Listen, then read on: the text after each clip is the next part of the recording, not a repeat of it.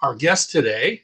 I'm tickled to see and hear from my friend. And I like to say mentor because he's shown me so much every time I talk to him. He's a psychiatrist. Satya Chandragiri is a psychiatrist and a well-known advocate for humans in Oregon, Northwest, and other places. He's going to talk today about what the role, how to think about performing on some whatever shared decision-making entity that you might be involved with, whether it's your local school board or it might be the PTA, it might be involved in being on a state advisory council, it might be anything, a board of some sort. But it's when you're together as a group, you are a leader, whatever role that is when you're on that group. So thinking about being a leader, performing as best as you can to influence and impact change is very important. It's a big part of what we do. And it's just a treat. I'd like to introduce my friend, Dr. Satya Chandragiri. Maybe you could tell us a little bit about yourself and then share your thoughts and experiences. Thank you. Thank you, Grace, and thank you, Michael, and thanks everybody. I think some of you were there, and there I see Ruthie. I work with Ruthie. It's nice. My name is Satya Chandragiri. I'm, located in Salem, Oregon. Originally, I am from India, and you know, we came to St. Lucia, which is a Caribbean island, and since 1996 we are in US. In a long story short, for close to 40 years, 38, 39 years, I've been practicing psychiatry. This is the third country I'm practicing psychiatry. I served Oregon for 25 years. This August, it makes 25 years. And I continue to serve from both, all the way from 12 Eastern Rural Frontier Community all the way to another rural community, but in the western side of the state called Douglas County, for some of you know, in I-5. I worked in various settings except prison, but I worked in the forensic psychiatry. So the reason I'm kind of laying this background is we all have a reason why we are in this field. Pretty much everybody is a leader, is an activist, is an advocate. Otherwise, we won't be in this field. Trust me. We cannot sustain in this field where we are constantly exposed to human beings, human suffering, all kinds of things. Vicariously, we still head towards the problem. We don't walk away from the problem. That's one thing common among all of us, whether you're in US or Pakistan or India, wherever it is, the healthcare, nursing, to head towards the problem where everybody else will be bolting away from the problem, right? So the core, there is a calling in each one of you. You want to call them activist, you want to call them advocate, you want to call them whatever you want to call them, or you may even blame it on your parents saying they made me go to nursing school, medical school, whatever it is. But that core thing is what drives each one of us, to stay in this field and constantly deal with all kinds of things which are uh, not often good, can be put as good, bad, ugly, I call it, but there are stuff that we see and hear and deal with on a daily basis. Now, having said that, you sometimes it feels like insurmountable. Oh, we have so many things, the laws are against it, the rules are against it, I can't do it, and I can't do it. So my mom, who had schizophrenia, she used to say, if the fence starts eating the crop, you don't need the fence. And those days I didn't understand what she meant, but now it's becoming very, very, very clear. Sometimes the policies and the rules that come out of a law become the barrier for us to do what we are, called to do as a nurse or a physician or a healthcare provider. So I was kind of reading a statistics, whether it's true, probably it's true. For every federal law that's passed, there is 18.5 regulations that get written. Remember, regulation is the one that comes in the way of you and I. It's not often the law. The law will lead to rules committee, rules and regulations. So there is 18.5 regulations for every law. in the last 8 or 10 years, there were 215,000 regulations that were written for the federal laws. That's 89.98 million words if you were to sit and count. Now, those are the systemic barriers which we have to surmount on a day-to-day basis in order for us to do what we want. So now my mother's words comes true. If the fence starts eating the crop, you don't need the fence. Sometimes these rules, barriers they kind of contradict each other. They come in the way of us helping our folks. So this, of course, I used to be upset and angry, etc. in the beginning days. But once I kind of started looking at it this way, so they're all probably well-intended pieces of policy that gets drafted, but then they themselves become the barrier, or they become the way to kind of address a short-term problem, but they become barrier to us. So today's solution becomes tomorrow's problem. So we constantly have to deal with it. We have to kind of find a way to get through that. Sometimes we feel helpless, sometimes we get burnt out, but this is the reality, folks. So having said that, when we are in the front line, we are bearing witness to all this, and we see clearly how the policies or the rules or the statutes come in the way of us doing. Constantly we sit down and say, I wish I could change this, or I could do this, I could get it. Why do we need this? It doesn't make any sense. This was written in 1970s. Some of us were not born, I suppose.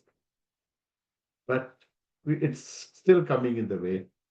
So this continues. In my case, I felt like in 2018, the county where I'm called Marion County, we lost about 20 youth to suicide, completed suicide. Right? They're like 10 to 24 is the age range. There are about 6 or 7 of them from our school district, which is second largest school district. So then I kind of started looking at it. We have close to 200 school districts in the state of Oregon. Some are very small. We are the second largest, about 38,000 kids. Not one had a policy on suicide prevention at that time. So if a teacher sees the child, they will try to do, one teacher will do one thing, somebody else will do another thing. They didn't know who to call, how to get help, nothing. So if you don't have a policy, you don't have a way of organizing your training, resources, money, oversight, nothing. How can you hold somebody accountable if you don't have a policy? You can't simply tell them you didn't follow this when there was nothing to follow. So after all, policy is nothing but a shared rules and regulations that we together have to write and guide us. So that was when I decided I'll run for a school board. I had no idea how to run for a school board. I didn't know what it's all about. I'm a naturalized citizen with 200 questions. They let you in. You don't know how to run for an office. Maximum you know is how to cast your vote at the most. So I quickly had to get a book to read about it and how to campaign, how to canvass, all those things, little things. I ran on a platform of mental health prevention. Michael was involved. We had a little bit. I said, even if I lose, it's still a gain because whatever money you raise, you talk about mental health in the community. In a long story short, I won that election. Then came the COVID. Then came the school closure. Then came the social unrest and the whole story, which pretty much everybody knows around the world, including out in US, right? And that has lingering effect. You see how our nation is torn into pieces. It's so polarized. These are the footprints of a social regression or a population level regression, whether it is due to natural disaster or a man-made or a hybrid. This is what happens. So that really takes me to, so in 2024, I ran again and for a second round. I was the only person who decided to run. Others said, you must be out of your mind to put your name in the hat. I said, it only costs $10 to run. You get free civics lessons. I just joked. Anyway, so I got elected. So I'm part of a board which is a non-profit, of course, school board like any other school board in the nation. So that's one type of board. I'm a board member. Then I realized that the whole community has been so divided, partisan wise, that people have started reciprocally, distancing, some frankly dehumanizing each other, and there is not even sitting and talking. They won't even take photographs with each other within the family, within the community, within organization. What I'm sharing is not anything new. It's happening throughout the country. So someone told me, hey, you've been doing all this. I mean, the gentleman, the thing is, we we have common friends, but common friends also started distancing. So at that time, there is a national organization called Braver Angels. Some of you might have heard of it. So they came and asked me, talked to me, and so myself and another gentleman together, along with a few others, we started a chapter for our county in our state. We became the fifth branch in our state and 115th branch nationally. So we became part of a national grassroots group called Braver Angels. So I'm in that board. So those are the two different experiences I'm going to share. So when you see the boards can be different types of boards, can be for-profit board, non-profit board. I do not have experience in for-profit, so I'm just going to not be able to help answer some of the questions pertaining to that. Whether it is for-profit or non-profit, I represent the people I serve. So you really have to look at your board director as an important person. Like teachers have union, superintendents have union. I'm like the union leader for the child and the family. Think of it that way. So you're representing and you're advocating, you're speaking for and with the people you serve, your stakeholders.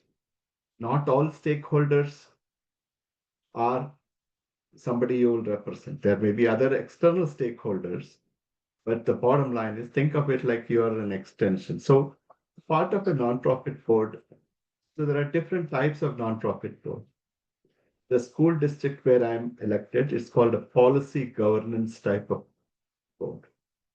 And I'll soon explain what that means. The Braver Angels where I am, it's more like a working board. I'm a board director and the co-chair along with other gentlemen, but I also have to do the work. I have to register people in, I have to send the thing, make phone calls, try to raise money, all those things. So there I'm a working board. It's a very small board. We don't have any employed people, etc. So in the school board, which is the second largest school district, there are certain structures within which we get elected. You get sworn in, you're a publicly elected official, you have to follow certain requirement as a board, like giving a public announcement before you have a meeting, there is ethics rules that you follow, etc. And there is a structured way. So sometimes the school districts are very small, so you can have a working board, but ours is a large district with 65 schools, 5,000 employees, 1.15 billion dollar budget, annual budget. So it's a huge organization. So, and we are elected. So we have to follow some election rules, election laws, etc. We get elected and then we become a board director. So now that we have become a board director, whether you are a working board or an elected board, in this case, it's a policy governance board. First, you have to understand what a board is, what kind of board it is. So if you're in a policy governance, so policy governance board is a type of board where the board directors decide what to achieve. And then you have an hired CEO, and the CEO in turn will have many staff who will find a way to make that happen within certain structures, etc. So think of it like you want to build a home, you hire one main contractor, and your dealing is always with the main contractor. You tell the main contractor, I want a brand new home. It has to have 3 bedroom, 1 kitchen, so many bathrooms. This is the cost. This is the amount of money I have. These are the things that I don't want you to do. I don't want you to build something without getting city permit, for example. Or I don't want you to put a substandard thing that will catch fire tomorrow. So, so you give the limits within which they can function. And then they in turn will have plumbers and you know, roofers and floor people and whatever else, electricians, etc. And they will deal with them and they'll make that happen. At every stage, they will say, okay, I finished 25% of the project. You go and see that, and then you disperse the amount of money, then you complete it and make sure that you have an informed oversight at every stage and make sure it matches with your blueprint, etc. So that type of approach where you're only dealing with one person, they in turn have their own employees. That is an example of what the policy governance will look like in nutshell. So policy governance board is not like a prescriptive kind of thing. It just means that the board directors as a whole, not individually, will provide, will hire an executive director. So executive director is the doer and the board is the one that decides what's the goal, what is called an end policy, what are the limits within which the executive director can function. In other words, what are the outer limits, what they cannot do, and within what resources, in this case, money or financial resources, they have to work with. Does that make sense? So we don't go and do it, but as a board, as a governance board, you set those things. For example, if the constituents, let's say you are in a non-profit board that deals with the health coverage for your community, and you have talked to your constituents who are your people who are living in your neighborhood. They say we want, let's say, polio eradication, or we want a clinic that is accessible within walking distance. So though the end is what polio eradication, there should be zero polio. A clinic that is within 4 miles, which they can walk, or 3 miles they can walk. So those are the end you decide. In other words, those are the goals, measurable goals. Then 4 or 5 of you say we are going to form a board, and this is the amount of money that we have. We are going to hire one executive director, in this case, a CEO of the hospital or a vaccination program. And as a board, you have some rules which says, as a board, we will speak, this is how we will elect, this is the term of each one of us. No one person can go and strike a deal with the CEO. Together we'll do so. There's checks and balances. And we will say, you want to have a clinic, you want to have zero polio in your community.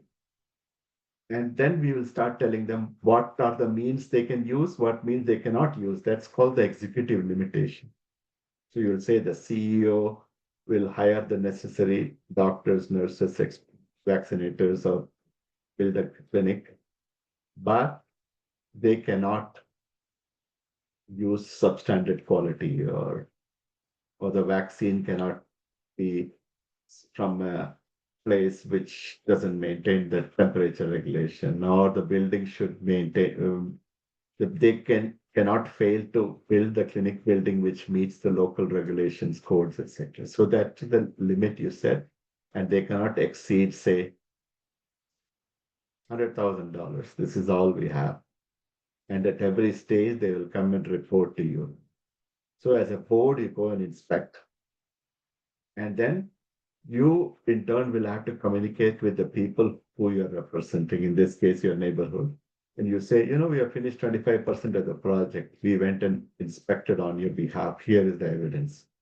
Because the community, they are the owners of the whole project, because they have given the tax money or they collected money. So they are only hiring you as a representative to represent them. So as board directors, our boss is actually the community. Does that make sense? So this is how the structure is designed. So it could be a board of nonprofit board of a hospital. And the people don't have to be surgeons, nurses, etc. One could be a farmer, one could be a lawyer, whatever it is.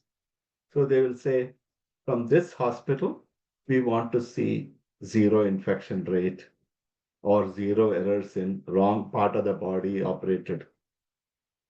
So tell the CEO, you hire the necessary surgeon in the surgical team and come and tell us at every stage a report. What is your infection rate or what are the mistakes you're making in terms of amputation? You don't want people walking home with the wrong leg in their hand. So we expect it to be zero as the goal. And how much money you need to start a surgery team, how much steps you want to hire people who are licensed, who follow the rules, etc. So that is the structure of a policy governance. So you don't have to be subject matter experts, but having a subject matter will allow you to have a discussion within the group, within your board. So you can talk to the attorney, you can talk to the farmer who is in the board saying, based on my nursing experience, there are some better models that we can we go and check it out and see if something like that can be our goal. So as an individual, you can bring your expertise, but it's the collective one voice that decides the goal. And that goal is often reflective of what the community wants, right? Because you are representing the community. In case of that other role that I'm performing, where I saw a problem. Some of my colleagues in the Braver Angels saw a problem. What is the problem we saw? After the pandemic, after the social unrest, like whenever there is a social regression, then it leads to polarization. That's the law of the nature, right? If your child gets scared, it'll come to you, not to your neighbor's house. If your dog gets scared, it'll come running to you, not to your neighbors. That's how the brain is designed. When the safety is threatened, our attachment strength increases. So people will run to whatever their attachment figure is. In this case, it could be around political lines or racial lines or religious lines or nationality lines or whatever it is. So we saw that happening. Everybody saw that happening. You have seen it happening in your own neighborhood. And then it leads to people not talking to each other. Children are getting caught up in that. Policy decisions are affected. One is reversing the other's policy. Money is not being distributed to each other. Started kind of going on a pathway of slowly dehumanizing each other. So that's not good. So when we saw that, we said, some of us have to hold. How can we not get caught up in the regression? And is there any model that we can bring in? And that's how the Braver Angels became a part, and I got into it. So I said, it's not enough to say there's a problem. We have to give an alternative solution. Like an addiction field, you don't say stop using drugs. Instead, you use something. That's how we said. So with that, we came up with a small group. We got ourselves registered. Once a month, we meet in a local coffee place where we just open it up to the public free, where those who are quote unquote conservatives and liberals sit down and have it. We have a little bit structure, like your cafe model. First, you tell us who you are, and then both sides, how do you see this? We had topics which are really important, but a little bit on the polarizing kind of topic, like Doge is one example. We said, what is the pros and cons? We picked so many other topics, media, how it reports, and things like that.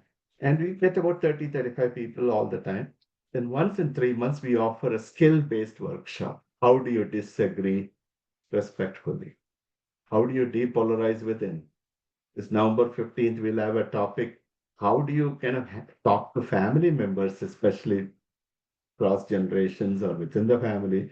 And one may be holding conservative value, liberal value, or Trump and anti-Trump and immigration or anti-immigration. A lot of these topics which tend to divide our nation and divide our communities.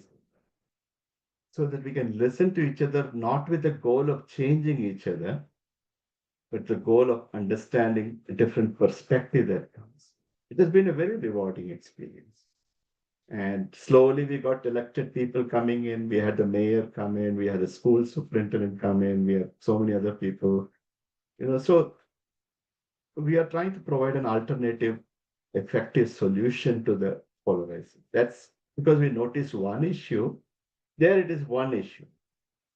So, what are some of the qualities that will help us?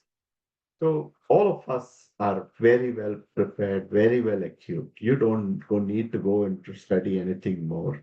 You have everything that you need because on a day to day basis, you are already a leader. You're already an advocate. You're already an activist. You're already a social reform. Otherwise, you won't survive in this field. Let me be honest with you. You would have left this field long, long ago, checked out long, long ago, wherever you're practicing. Number two, you have credibility. As a nurse, when you say people are going to listen, even the toughest guy will listen to you. He may not listen to his wife, he may not listen, she may, or family members will listen to him. When people are in the most rigorous place, they have no choice. The one, even the most narcissistic, well in control person has to depend on you, for example. They can't pee. They have to depend on you changing the Foley's catheter. Let's look at that as an example. So, in the most rigorous state, they are looking towards you. So, you already have all the necessary qualities. Once you become a board member, now comes the question of how do you pivot from that one or two area activism to think? Because what brings you into a board may not be the only reason why you stay in the board. For me, it is suicide prevention. When I saw like 20 youth die by suicide instead of simply complaining about, hey, this is not happening. There's nobody in, our legislatures consists of attorneys, farmers, etc. So if you have a heart attack and call the baker, he's going to put icing on you. That's not his problem. That's your problem. You called him. He's doing it out of goodwill. So when folks like us have to sometimes roll up our sleeve and say, look, I dealt with this for 30, 40 years. Now I'm going to sit in a position so that those 215,000 rules that somebody decided to write thinking that's the right thing, some of them need to be removed. Like my mom said, you have to, if the fence starts eating the crop, you don't need the fence. Those are the kind of critical change. These things don't matter because this must have served some purpose at historical time for a reason, good reason maybe, but what served a time now has become a barrier. So that's how you understand the issue. And it's like remodeling your home. Just because you have a hammer doesn't mean you start pulling down all the beams. You don't want to pull down the weight bearing beam, it'll fall on your head. So when you do the policy making, you have to understand, okay, this is the symptom of the problem, but underlying diagnosis is something else. So you can't have a symptom policy in the sense, what I call it, relief policies will always not solve the problem. You need a cure kind of policies. So you have to first diagnose the issue. What are the underlying, unpack the issue. And then you start saying how much resource you have. What is the goal I want to achieve? Sometimes it will be bite size. So you need to have a long term vision. That's like you have to drive your car and also change oil as long as you know which direction you're flowing. So that's how you start doing it. So some of the examples are, you know, we have a, I'll just give you one example, a good one that came out. So we have, for example, we have children speaking 130 different languages in their household as the primary language. So it's a very diverse community. We have close to 49% or so Hispanic or Latinos children who speak Spanish at home. Spanish, and there's a couple of other native languages in Mexico and South America. It's not all Spanish. Then we have all other languages, 130. It's almost like we have a mini United Nations in our school district. 85% below poverty and all those challenges are there, right? Our school district, it was itself was pulling down the state metrics in reading proficiency by third grade by 1 or 2 points. Because some communities like Pacific Islander, they're like single digit children can read proficiently by third grade English. And the way our brain works doesn't matter as a Hispanic kid or Pacific Islander or me. By first 3 years in school, you learn to read. Afterwards, you have to read to learn if you want to succeed in this country.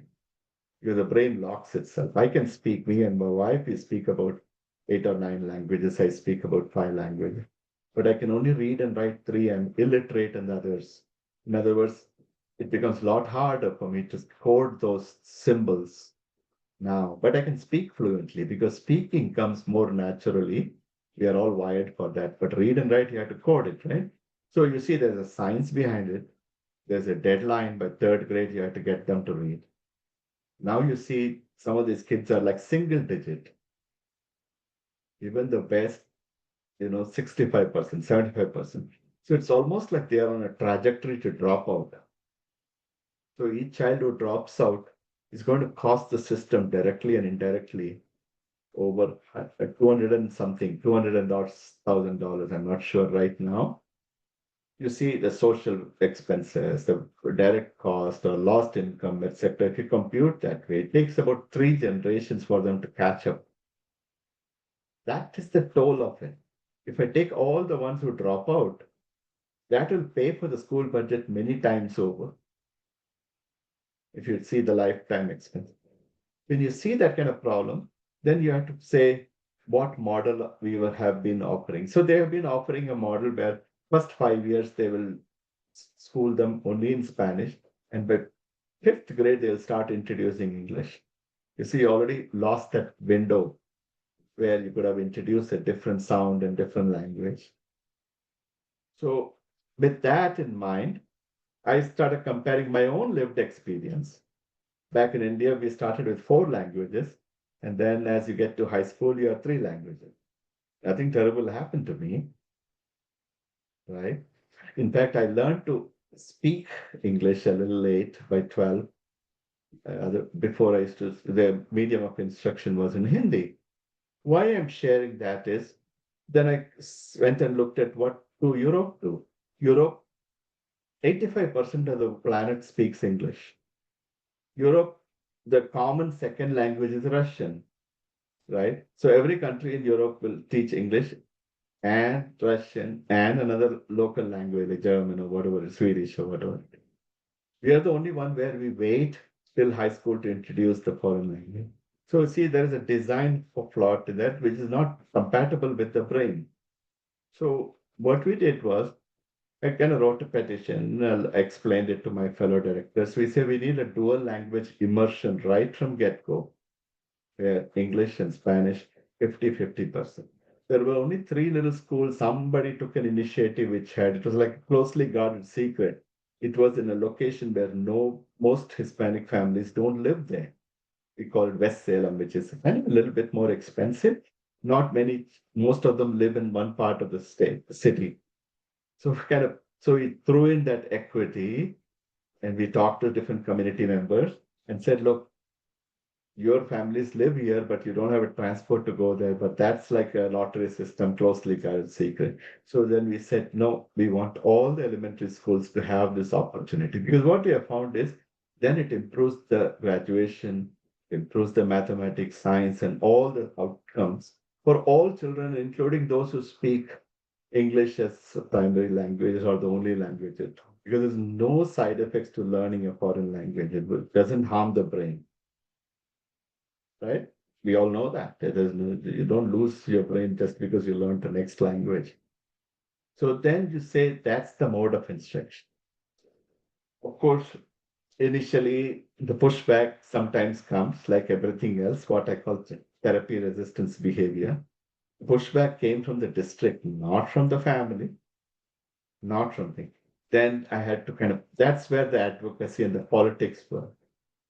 So then the 2 of the fellow directors who were like Latina women, they kind of got scared and they after lending their name, they just kind of stayed away. So I had to kind of push. I had to write an article in the local newspaper. I had to take it to the state level. It was tough negotiations, back and forth and back and forth. And one day my blood pressure was pretty high, 180 over 120. My wife said, you'll have a stroke before you have a policy. So don't do what I did. But what I'm trying to say is, finally, there was all the politics coming. So some of my other directors, the board leadership said, no, we will have a work session instead of it. I said, no, work session is basically to educate the board, not to take a policy action. We're not voting on it. I said, that's not acceptable. I don't need to go through a training to say why learning 2 languages or 3 languages is good. Most of our families already know it. Then I had to pull this is a civil rights violation if your model doesn't change the outcome for all these years. So Title 6, Title 3 of uh, education and some kind of act, there's an old appellate ruling that was there called Castaneda standard. I said, we are failing that, and wrote an article on that op-ed. What I was trying to achieve is, sometimes you can have good policy by having tension within the board. You don't want all 7 of them just rubber stamping it. You can actually fall in a ditch that way. Or sometimes you have to put pressure from outside. That's my goal behind writing the op-ed, going to the state level, writing to everybody, putting it in the social media. So I started putting pressure from outside, and also intense discussion. Not that we have anything against each other. It's like, so finally they still didn't agree. They said, we'll have a work session. So finally I wrote an email to them saying, we tried our best, but it looks like offering just a work session comes across as a position of privilege, not realizing that this thing. So you have to use certain buzzwords, which I felt got the thing. Immediately that night at 8:30, I got an email from then superintendent saying, yeah, we agree to all your conditions, including funding. Because first they said, we'll have a resolution without funding. I said, I don't want that. That's like feel good. That's like writing OxyContin for a patient with, broken leg or lung cancer. That's not core issue. So things like that. Sometimes you have to understand, as a board director, when you're advocating, you think of the end. The end is having an opportunity for all our children to be exposed to 2 languages right from the beginning in immersion, which leads to improved ability to read proficiently by 3rd grade, so that they can eventually read. So then coming up with a whole series of pipeline. When you start in the elementary, then you have to go to 3rd grade, all the elementary, then middle, high. So you need funding for that. Otherwise, it'll die. It's natural death. You don't want to start something and then it will. And I wanted it to be budgeted, not based on a grant, because grant is like taking a payday loan and going on a cruise. What do you do when you come back? You pay for it. So I wanted it to be budgeted. So I kind of put all those things and worked with some of the community. They were very thrilled. They nicely embraced it. But they may not sometimes show because of variety of they're scared to show whatever it is. But now, from 3 schools, now we've got 37 schools in 2 years. It's really taken off. So that's an example of how you will use your thing. So you have informed over, first you have a problem, understand, do the diagnosis. Then you say, what are the critical things you want? Then you understand what are the points of resistance you'll face, what are some of the barriers you'll see. So I had to deal with, the biggest resistance came from the district, because sometimes the executive team, superintendent in this case, and the team, they'll push back, because everybody is so used to doing what they're used to doing. That's the way people work. It's like when you tell a patient in pre-contemplation stage of addiction, they will say, no, no, no, I don't have addiction. Michael has addiction. Somebody else, my dog has addiction. So you really have to keep foot on the pedal. Nothing personal. That's the way the brain works. Then because everybody will afraid that what the union will get scared. Oh my God, does that mean we will lose our job, those who can't teach in both languages? So then you say, okay, we'll allocate some money. The goal is not to lose jobs, how you going to train them, resources, etc. Then we have to adopt curriculum which can be available. You have to do testing. So there are so many other pieces you have to think through. It's not just getting your piece in. You need books, you need curriculum, you need testing material, you need staffing, you need training. And then how do you market it to the community? How do you talk to the community? So that's an example of how you use your individual skills. That means each board member will have to be comfortable going to area where they are not comfortable. They may not feel welcome in the beginning, or they may have suspicion from the local community, right? I'm not from Mexico or South America. I'm from India. If I walk into some of those communities, they're going to say language could be a barrier. They may look at me suspiciously, or politically, people may view me differently. Why is this guy trying to do this? So, all those are the things you have to learn to negotiate. And the way you negotiate is the way you take care of your patient. You separate the person from the action. You don't have to agree with all the action. Sometimes the patient might have committed a horrific act. You don't have to agree with it. Yet you have to show compassion to that person. You separate them and you treat them. You're going to change the catheter the same way. You're going to take care of their meals the same way, shower the same way. And you didn't agree to their crime they committed or whatever it is. And the next day you say you've got a civil commitment hearing coming up, I'm going to send you to court, and then after that you come back here, we'll take care of you. We all do that so calmly. So for us, politics should not be a barrier at all, because that's what politics is nothing but, people will they'll call you all kinds of names. That's what I call transference. Some of you probably know. Transference is their fantasy towards you. Counter transference is your fantasy towards them. And fantasy and reality are inversely related. So you bump up the reality a little bit. You straight away don't go around telling, yeah, I'm married 3 times. These are my wife's photographs. These are my this and that.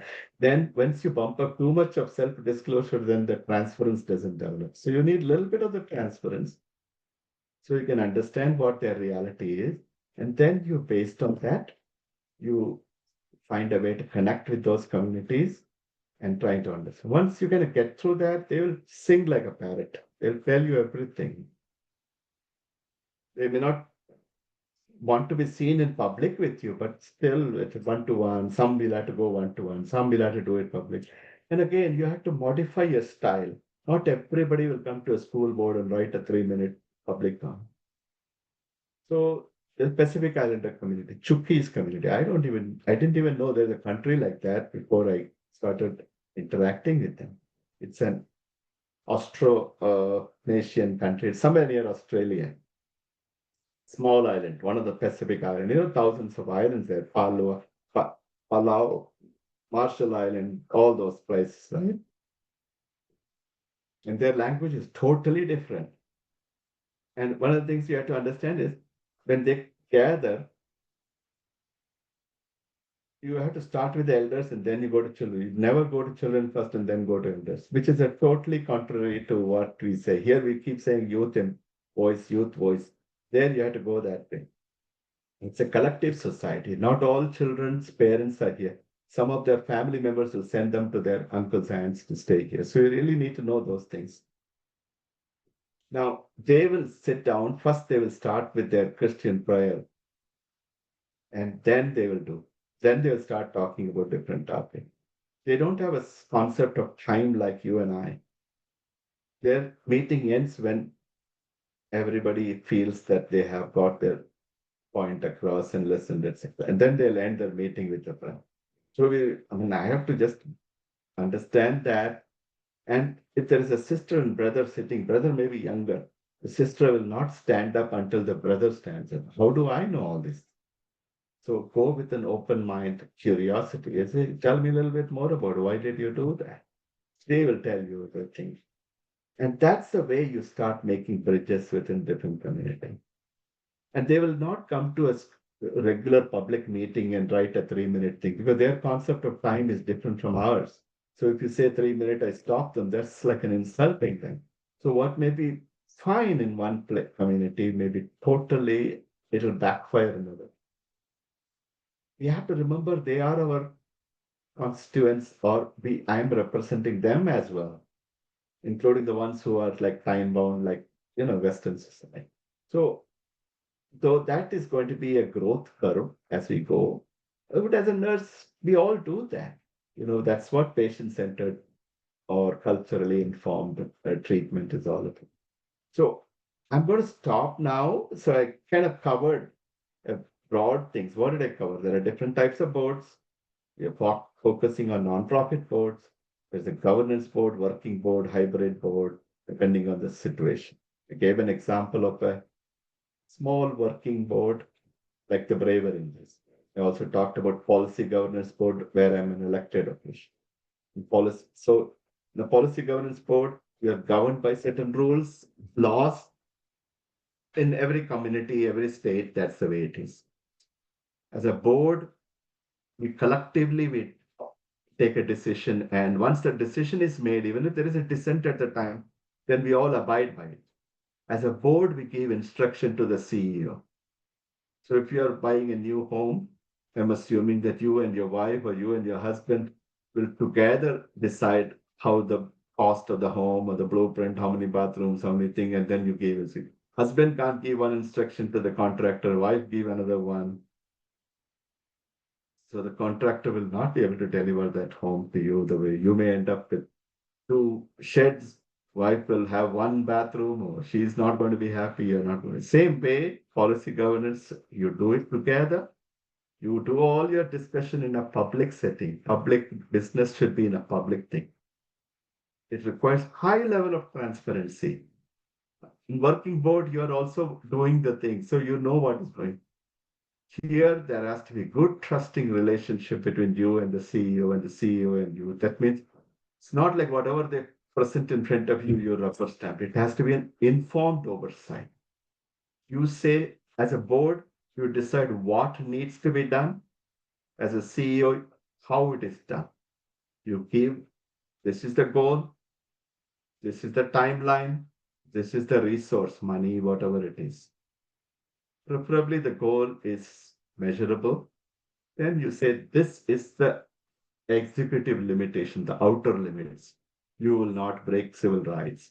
You will not break any federal law, state law, local law, or zoning law, right? You will not overspend the budget. You will not, you will not fail to report every 3 months the progress that has been made. So those are the means to get to the goal. So think of it like an end policy, means policy. Means is the executive limitation. Then we as a board member, we have to perform the oversight. You have to go inspect the building. You don't write a check without even knowing something is being built. The contractor will take the money and run away. You won't even know what hit you. So you have a responsibility to go and see, show me where is the bathroom. You don't want to put the bathroom where kitchen should have been, right? And why are you overspending? So those are the informed oversight questions you have to ask. Then once the project is completed in a timely manner, you disperse the last amount of money. So you stay within the budget. Very, very, very important. Don't be like federal government. Stay within the budget. And then you are nothing but an extension of the community. And so the community hired you to be the one. Otherwise, 40,000 people would have come to look into the school, right? So you have an important responsibility to go back to your constituents who hired you, which is extension. You work for the community, whereas teacher works for the CEO, superintendent. That's a big difference. So you have to report back to them saying, Chuki's family, let's have a meeting. This is the way. Somebody else who's willing to do a 3-minute public comment, so that's the kind of quality. I think I'll stop now. That was a simple summary